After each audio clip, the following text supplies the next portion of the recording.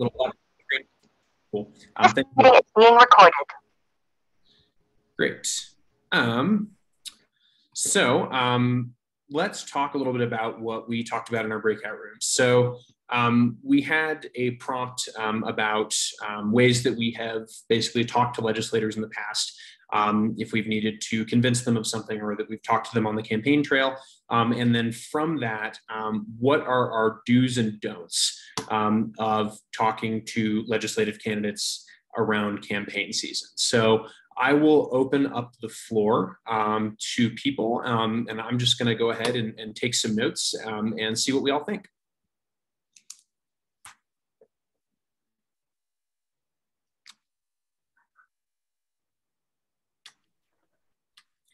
Well, I'll jump in. This is Diana Elliott. I talked with Vanessa, and it looks like there's two Mr. Brady's on this Zoom, and so maybe one of them is there because ours was not.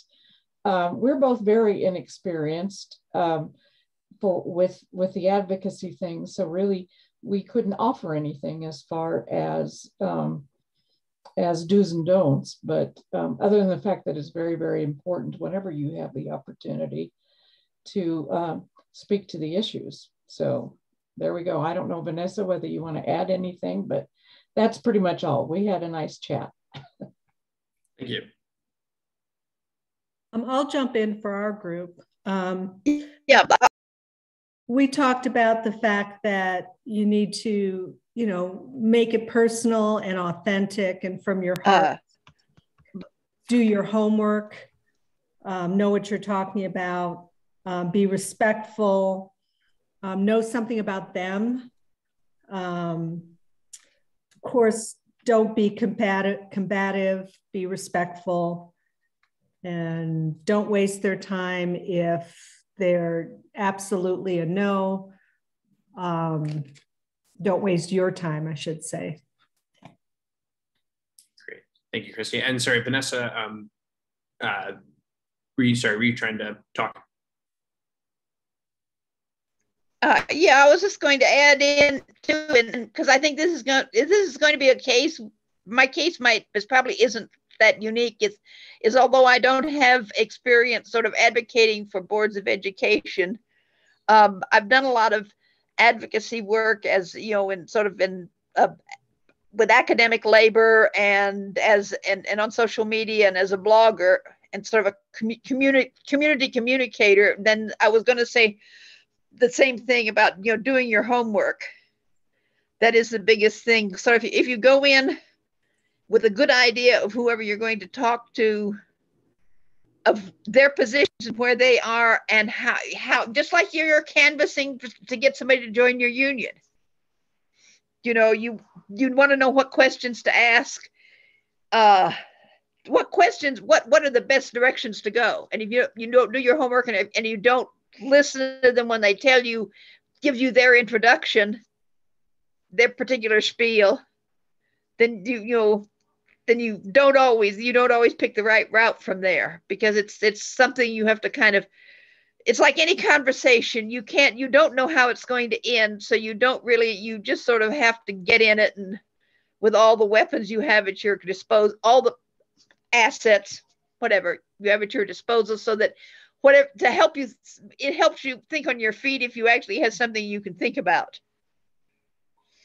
Great. I think those are all really valuable points. And I like that we're thinking about, doing our homework, because that's something that I wouldn't necessarily have thought about, knowing something about the legislator and familiarizing ourselves with what their interests are in order to make our asks more powerful. Who else? So one of the things we talked about is establishing that relationship. And especially if you're in a district where there's going to be some new people. I'm in Boulder, and we've already had a conversation with Julie Johnson. Luckily, we know that she's going to be elected. I mean, if she's not, it's going to be one hell of a shock. But we've met with her to talk to her about our concerns with education. How much it's going to impact her, we don't know, but we will be following up. So I think it's not just having one meeting, but having several if you can, We've also found over the past 2.5 years that Zoom is a great way to meet because you can do more than one person. You don't have to all be at the same place. You don't have to run downtown. So if your legislator is open to a Zoom meeting, it really helps. Great. Thank you very much, Jerry. Others?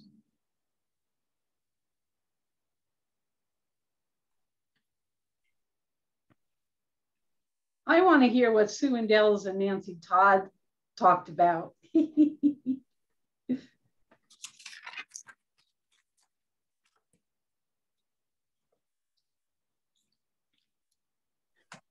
There.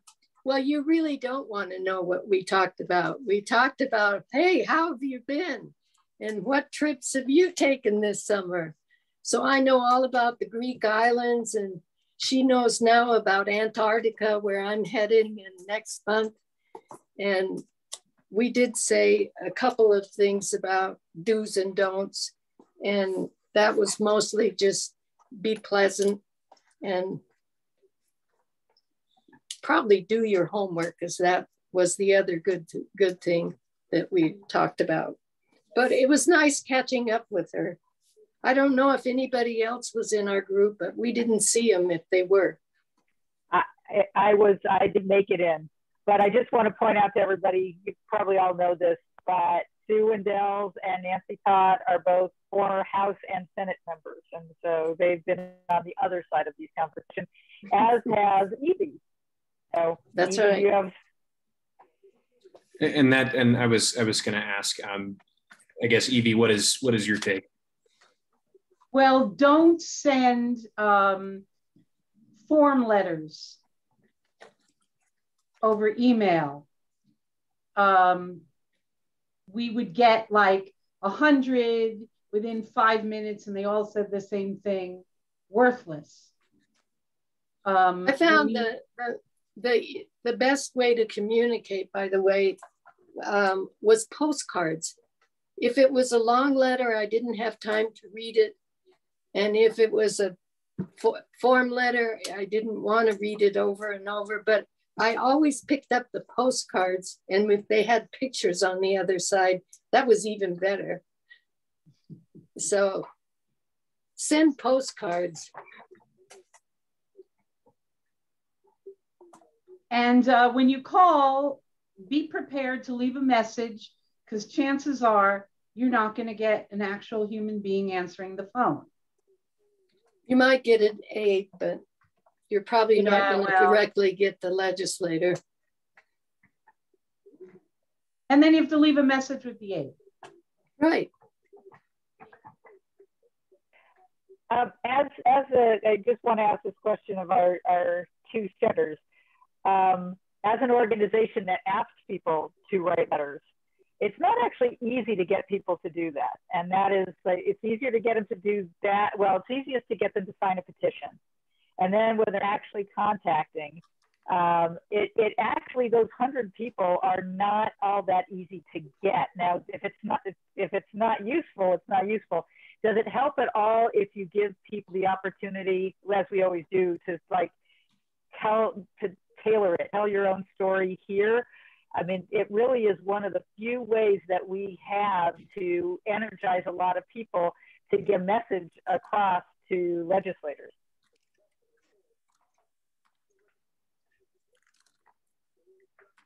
Well, I understand that there's a problem because people don't have time to construct the personal message. On the other hand, form letters are, not effective. So, and people might not have like a personal story to tell. Like if somebody were talking, trying to get them to pass the healthy school meals bill, right? I mean, if you have a kid in school and there was an issue, you might have something to say, but if you're just an advocate,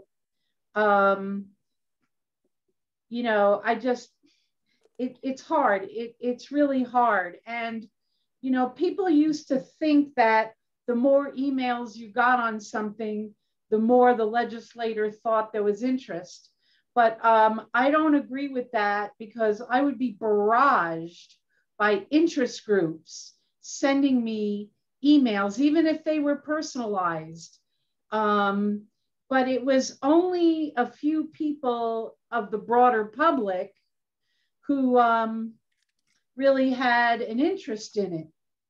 Well, Evie, this is part of my business, is getting messages to legislators. And the key is one of two things. Number one is always make it personal, always make it as, even if the story is, I think having healthy meals for kids helps them learn. I mean, whatever you do, don't make it the form letter.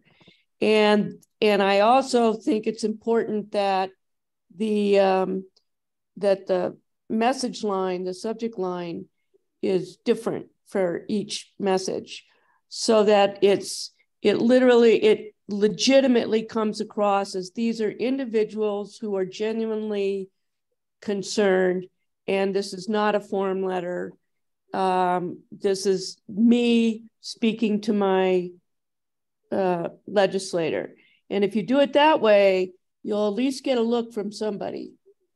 Now, with our system that I've put together, one of the things that we do is we make it so that an organization, Lisa, such as Great Ed, can combine everybody's message into one message and send that to the legislator, so that you have your point of view at the beginning, and then you have everybody else's message underneath that.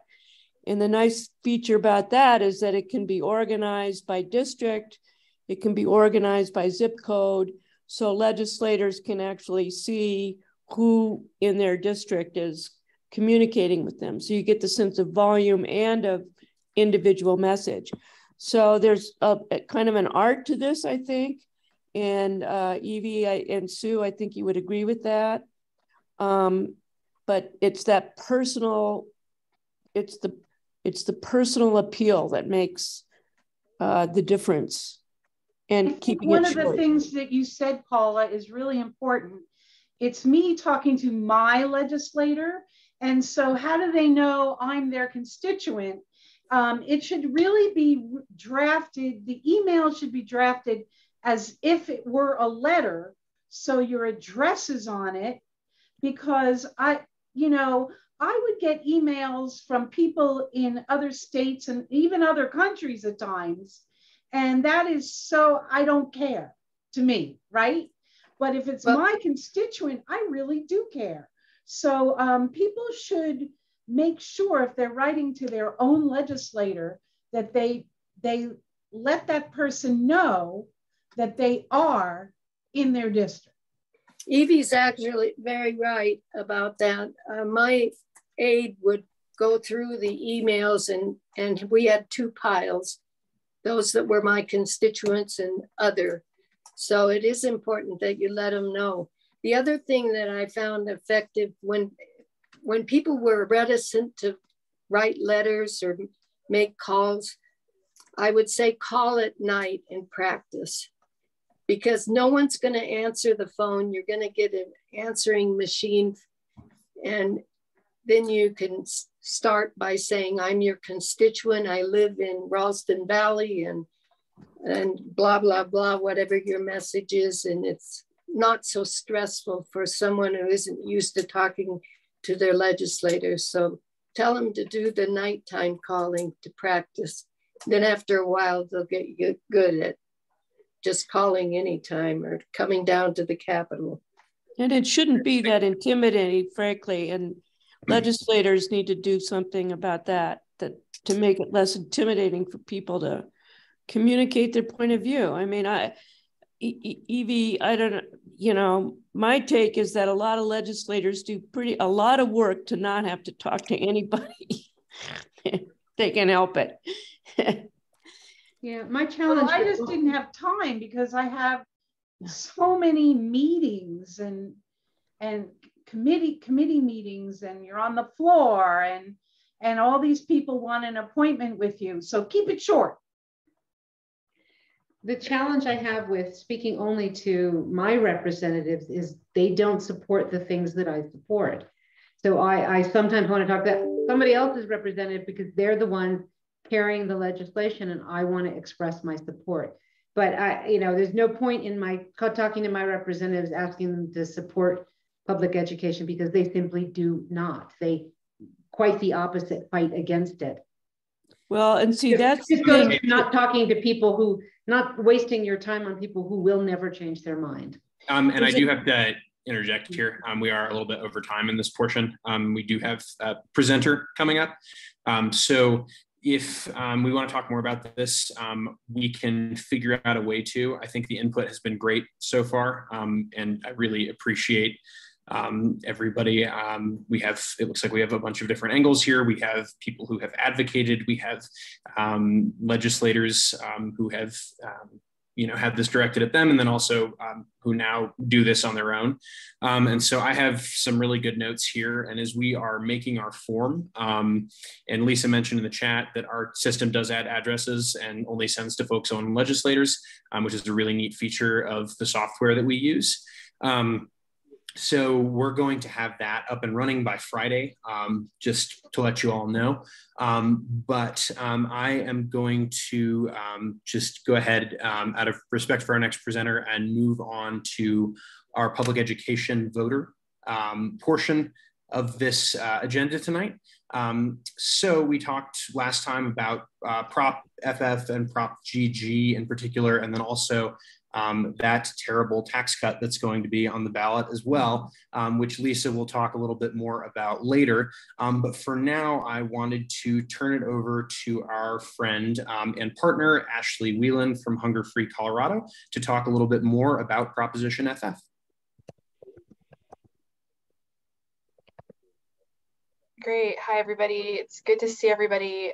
I was thinking I'd share my screen. Yeah, I just gave you screen sharing ability. Great.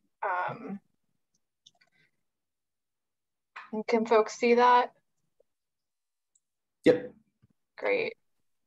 So yeah, I'm Ashley Wieland with Healthy School with Hunger Free Colorado, and I know some of you pretty well, the legislator, at least Evie and Lisa and Ben. But yeah, I have been doing advocacy for a long time, including at Planned Parenthood prior to this, and then most recently in this work.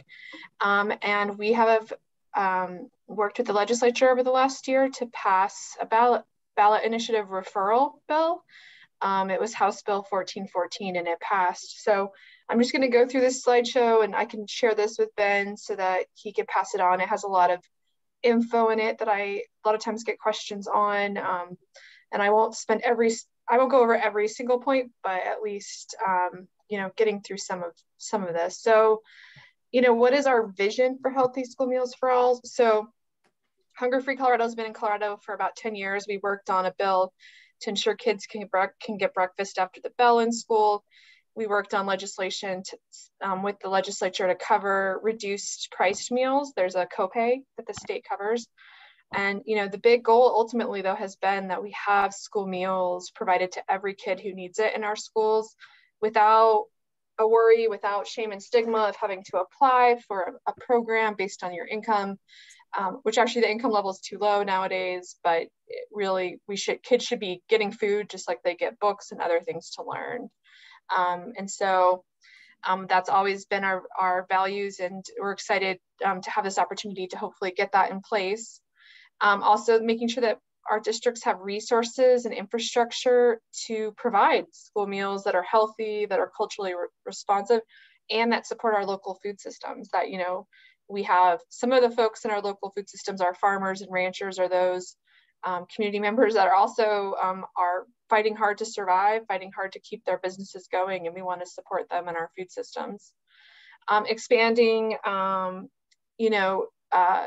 wages and funding for our school nutrition departments and their staff. They've always been pretty underfunded, like our schools. We've been a partner with Great Ed over this last year, knowing, our schools are are extremely underfunded, and we need to respond to that, including in our school nutrition programs. And then we want to make sure that parents and youth have a voice in our schools and in our school meals. A lot of times, especially those who maybe don't have as much access to the language, or people in charge or things like that may not be getting much of a say. And we need to make sure that they have a say as well in our schools. So why school meals for all? It eliminates school lunch shame and school lunch debt.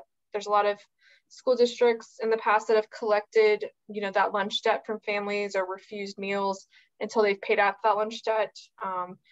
Districts have gotten better over time in doing that and eating the cost themselves, which is a problem in itself. And then, lunch shaming. A lot of kids don't participate in the program, even though they're eligible,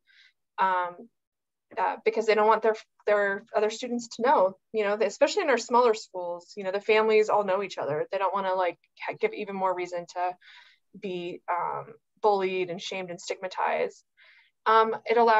It basically would allow immigrant families to be able to ensure their kids have meals at schools. A lot of times they've been afraid, especially with the Trump administration, to fill out any paperwork. And this would, get rid of that requirement, at least if they have to fill out paperwork. They'll still be seeking some paperwork as the program grows and gets better, but reducing that need. And then it'll make sure every kid gets a meal and that kids aren't hungry while they're trying to learn. Data has shown that that's a problem, that when kids are hungry, they can't learn, and then they misbehave, they have other issues. So what's the situation now and why do it now? Well, we had it in place last year with COVID aid, and we pushed pretty hard and tried to get the Congress to extend it or to make it permanent. They didn't do it. There's Joe Manchin in Congress and everything's a fight.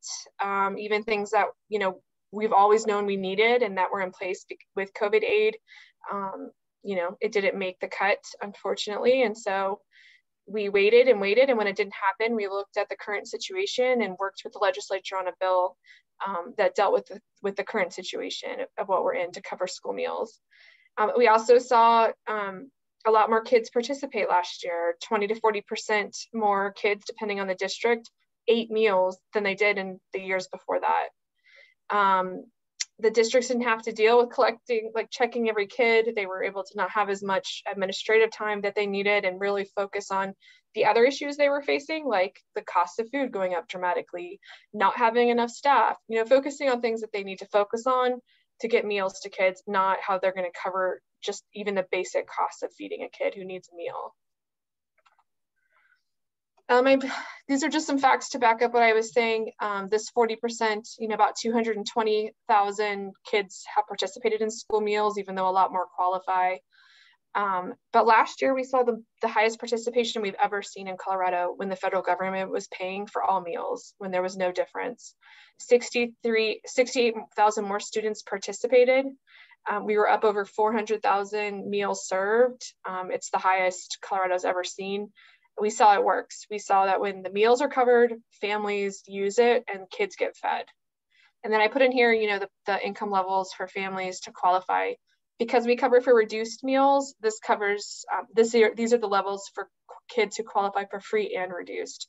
So a family of 4 has to make under $51,000 to qualify for free meals in Colorado. It's a pretty tough bar to survive in our state on that amount. So all the families above that level are covering the costs themselves, or their kids are getting processed foods, or they're not eating. We went initially to the legislature and asked them to fund this. I think there are some priorities to shift around. The cost of the program is about $101 million a year with the meal reimbursements plus some grants for other things that I'll talk about. But they, with Tabor, with their concerns, they decided not to do that, but they were open to doing a late bill to send it to the voters. We were lucky to be able to get that. I think part of that is it was a very targeted thing it would pay for, and the legislature agreed to that. It passed bipartisanly. We got 4 Republicans. I don't know if they read it as closely, but we'll take the 4 Republicans we got. and it passed the last week of session. It was a pretty intense week. I just say, you know, thank you to Great Ed. They were great partners through the whole thing, through the big picture. You know, is the big picture is we support, you know, anti-hunger advocates support access and better schools for everybody, and the funding needs we need. And we also support, you know, funding school meals too, because you really need all of our resources to have better schools. As a Colorado raised public education student myself, it makes me really sad the situation our state is in. And it's going to be on the ballot in November. So them referring it saved us about $2 million in collecting signatures, as you all know how hard that is. And so we've been able to focus on getting the campaign up and going and fundraising for the voter outreach, especially that we'll be seeing in the next month. So what it does is, first off, it reimburses. Districts get to choose to participate. We weren't going to put a mandate that they participate on them, and we knew we would have a huge fight in the legislature if we did. So it basically, every dollar we can from federal programs, there's a couple, free and reduced lunch program, as well as another program called community eligibility provision. There's two programs basically that the state can utilize more and bring in as many federal dollars as possible. And then all the meals that aren't covered by that, which is about a third of the cost, a third of the meals will be covered by the state. So really 2/3 of the meal costs are being covered by the federal government, especially with some policies we put in place in the ballot initiative to improve that. It has a grant program to help districts buy food. What we hear is, okay, you're going to reimburse us. That's a huge step forward. But really, if we want to do some more of the creative ways to have healthier, more scratch cooking, we need funding to be able to buy food. So one way we knew that we would get support from the legislature, and we've seen work in some other programs, is to have a grant program for districts to buy food from local farmers and ranchers. And so we have a grant program that will go into place with that. What we also heard from school nutrition departments is they are really struggling to compete for staff and to pay their staff enough. And so we included a grant funding for districts to increase their wages or to provide stipends to frontline staff. And we define that as staff who prepare or serve food. We provide stipends so that there's some flexibility until the districts can hopefully look at funding pay overall, because we know there's union contracts and there's other things going on that affect long-term wage increases. But for example, in Mesa County, they didn't stay home as much. So they had 2 years of school meals for all with COVID relief, and they were able to increase their wages for their staff because they had consistent money for every meal that was provided. So, you know, if you provide the resources, we hope that districts will be able to like make a plan and implement it in bringing everyone's wages up. And then finally, there's a technical assistance program. We've had this in place in Colorado for the last 2 years. And it basically is run by a nonprofit that will help districts buy equipment, as well as do training on healthy scratch cooking, help them connect with farmers, help them, you know, implement programs that help them prepare more healthy food. And we increased that to $5 million per year, so more districts can participate in that assistance program. The funding mechanism is the fun part to talk about. I'm just kidding. It's the most painful because Tabor. But we looked for a way, especially we worked really closely with Carol Hedges before she left. Brandon here. We worked with Carol Hedges from CF Colorado Fiscal Institute, as well as Lisa. Lisa Weil here gave me a lot of advice. So I appreciate that from her. And we polled on different ways to pay for this that would pass with voters. And the way we found that would be the easiest to pass, because we would only need, and I'm only saying this because I know like some of you are wonky and deal with Tabor, to do a statutory and pass it through the legislature with just 51 votes.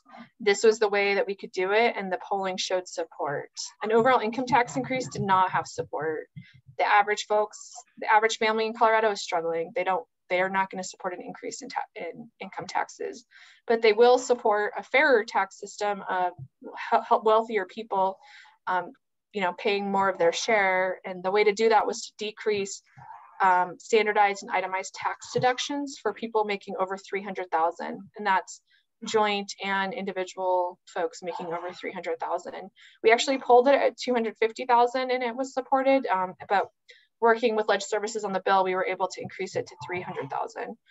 At that amount, it brings in pretty close to the amount of the cost of the program, according to Legislative Council, and Legislative Council was real conservative. So we actually think there'll be a little bit left.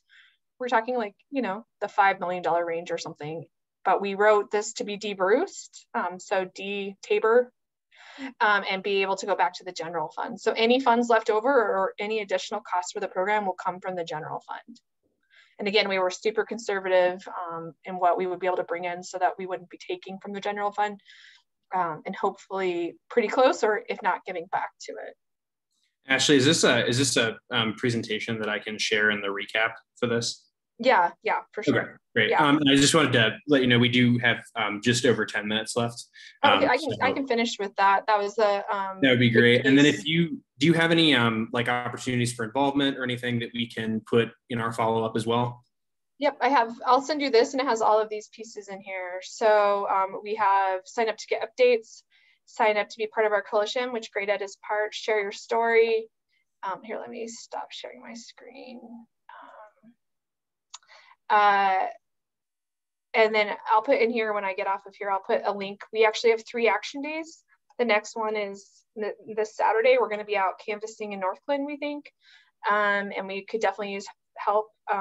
Really, folks need to hear about it. We also have TV commercials starting this week. So we'll be having a lot more folks learning about it from TV commercials and digital ads. We were able to raise the $1 million needed to at least get it on TV a little bit. But yeah, I can stop there. I'll stop sharing and I'll post a few things in the chat for you guys. Great. Thank you so much for coming out, Ashley. And thanks for being, you know, a partner in other things as well. And we will go ahead in our recap, send that information out along with those slides. Obviously, that is a really big component of our public education voter campaign this year. But we also have 2 others. We have GEC, and then that nasty income tax cut I was talking about. And so just to, so we're using the rest of our time efficiently here. I'm just gonna let Lisa Weil talk about our opportunities for volunteering real quick. And then I'll show some cool stuff that we've been working on. Okay, I'm going to start off by putting in a link that to give you all time to work on it, to sign this up, then make sure that I sent the right one this time. Ben, actually, can you show the public education voter? Yeah, sure thing. Everybody in a quick way, you can just go right to the slide. We might get an ad or 2, but we're going to see it. Okay. So we have our public education voter slate, and yes on FF, yes on GG, no on 121. And if you go back a little bit, you've probably all seen this. You can find this. It has, you know, the slate and then this kind of book that Andy's put together that shows why, the connection to why yes or no on these ballot measures from the standpoint of public education. Our point is that things don't necessarily look like they have an impact on education, and we're connecting the dots for folks. You can find this if you go to greateducation.org to act now. You'll find public education voter. It's already on our Facebook page. We really want people to send this out. So that's what our Facebook page looks like. If you go, yeah, so there are 2 ways that you can get involved right now. Do you want me to go to the forum, or do you want me to do this? Yeah, go to the forum. Okay. We're collapsing things a little bit here. The first thing that we need people to do is to help us get this public education slate out. And we've got funding to do it, because doing that, you know, peer-to-peer funding, texting costs money. And we've got some funding for that, which I'm really excited about. We have some funding from the GG campaign. And so we'll be telling people in the text Yes on GG is good for public education because, and we'll link to our public education voter thing. We will also be doing some texting on, specifically we have some funding to say no on 121. 121 is the last measure that adjusts the income tax level that does not have to say what the impact of that tax cut is going to be. Okay, so there's a law now that says that if you're going to cut taxes, you have to say the top 3 things from the district that you're cutting or the state that are going to be affected by it. That's great. We supported that. Proposition GG is to add a graph, a chart, so people can see specifically what a tax cut of 4.55% to 4.4% would mean for individuals. But John Caldera filed that before the law passed, saying that he had to give more information. And so it just says, shall taxes be decreased from 4.55 to 4.4%. It has about 55% support, which is less than Initiative 63 had in first blush. It has weak support. It's not even above 50 if you have to add in people who lean once you say, no, really, if you had to vote right now, what would you say? That gets it over 50%. But when we tell people that these are dollars, that the $400 million that is coming out of, that is being taken out, that is no longer going to be collected by the state, when we tell them that those dollars could have been used for teacher pay and to support students and for other public things, and when we tell them that the vast majority of the money is going to the wealthiest and the vast majority of Coloradans will only get $63 back, it plummets. It is amazing how weak the support for this thing is. And I want you to just think for a second what it would mean to the public narrative and the conventional wisdom if we defeated an income tax cut that didn't have to say anything about where the money's coming from.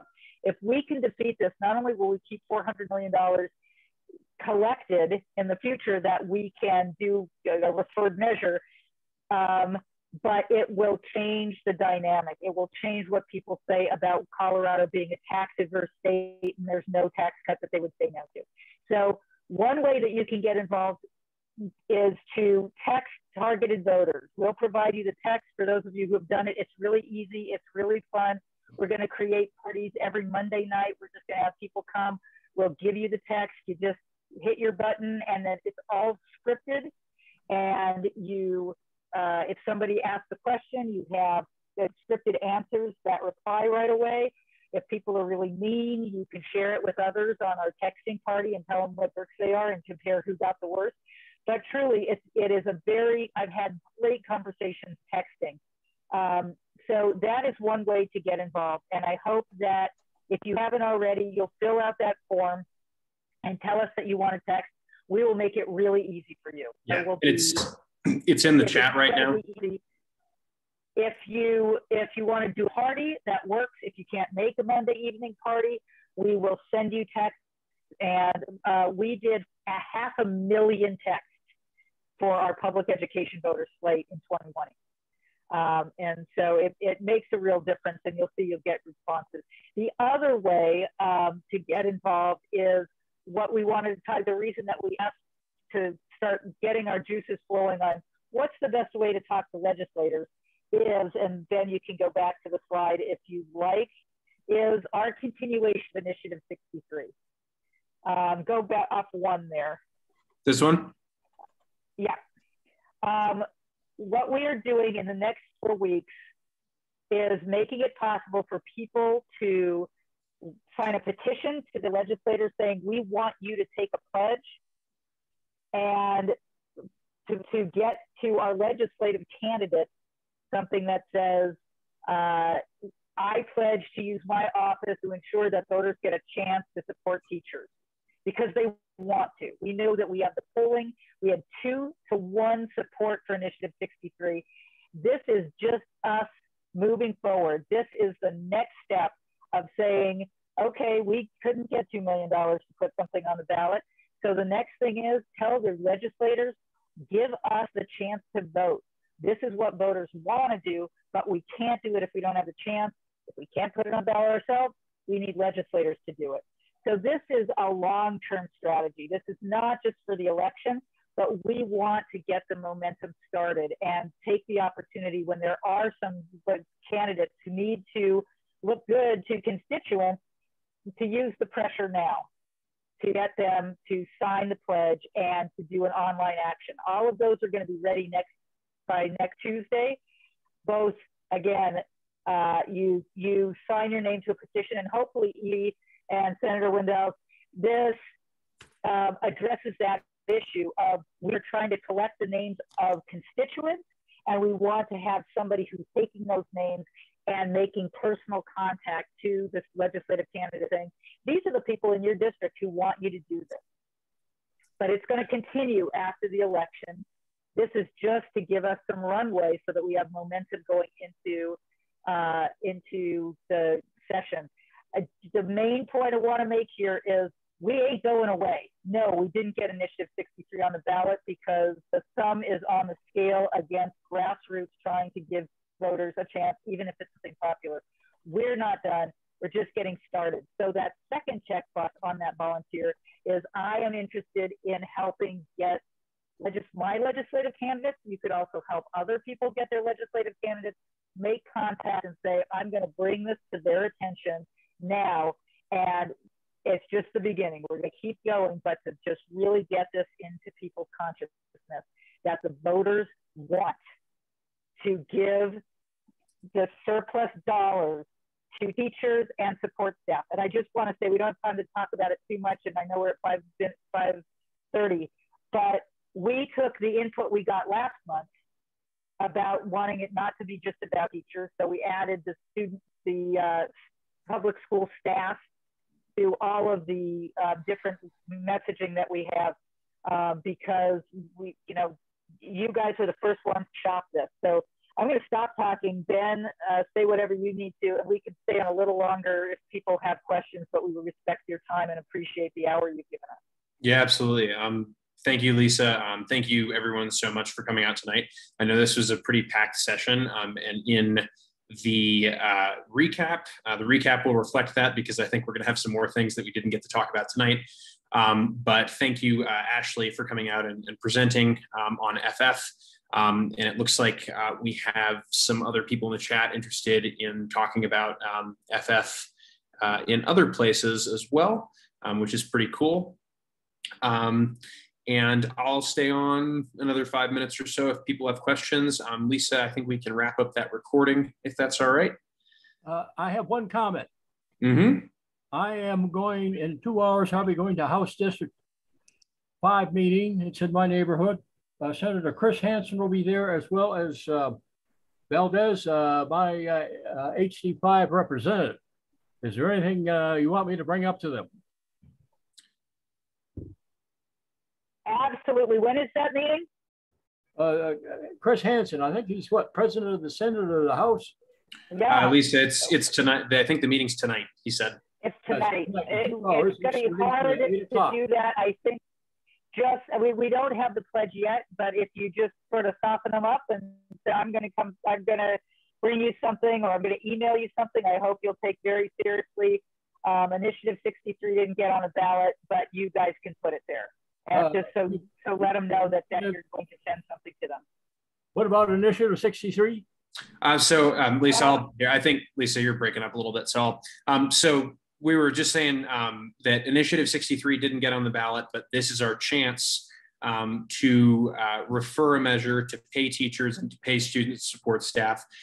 So we're saying we don't have the pledge form for it yet, but we're going to have it by next week.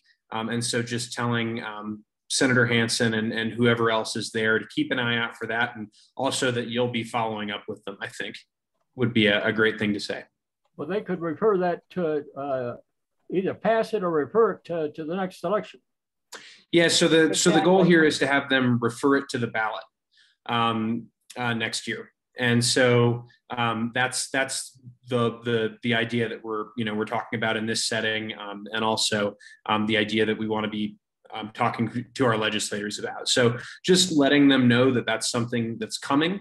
And so this Friday, when I send out the recap, the email to this, you'll get that.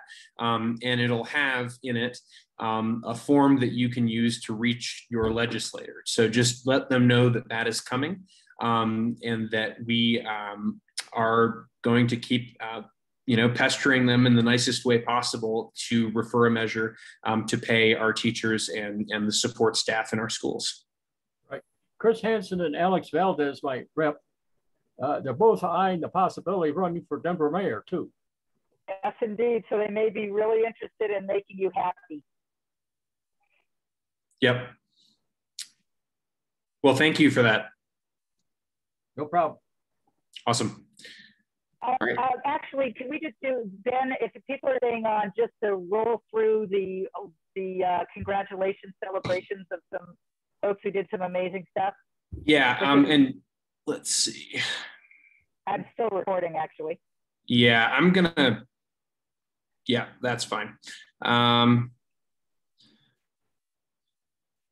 So yeah, we just put this together. I'll include this in the follow-up email as well. But we have our top 10 petition gatherers right here. Huge shout outs to all of you, regardless of how many signatures you gathered. I know all of these absolutely dwarf the number that I gathered, and I work for Great Ed. But Nora Brown in first there with Colorado PTA at 1,503 is pretty special. And then obviously we have 800s, 700s, 500s, 500s, 500s, 400s, 400s, 400s. And that shows the dedication of our volunteers. And it also shows that, as Lisa was saying before, we have momentum. We just have to redirect it and reshape it. And then just one last thing, top eight locations. You look like you're questioning something there, Lisa. I did have the organization. That slide was ready. Is it the next one? Oh yeah, you're right. Sorry. Okay. So yeah, those are our top 8 locations for signature gathering. Yeah, we have some folks on here. There are people punching above their weight. Like that's not showing everything yet. Maybe it will come in. Cortez, Montezuma, Denison were punching above their weight. Greeley, the Greeley Mafia was awesome. So, and there we go. Somehow it got animated. PTA had over 8,000 signatures. So a big shout out to PTA. And these are the other organizations that really came through for us. Doesn't mention Great Ed, but that we were helping other organizations.